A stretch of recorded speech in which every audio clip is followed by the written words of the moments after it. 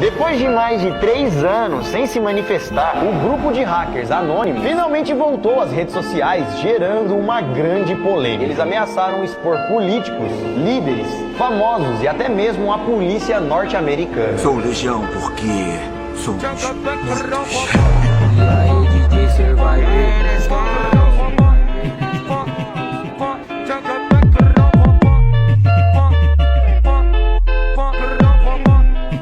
Trava, trava, trava, tô trava, trava, tô trava, trava, tô trava, trava, tô trava, tô trava, trava, tô trava, trava, tô trava, trava, tô trava.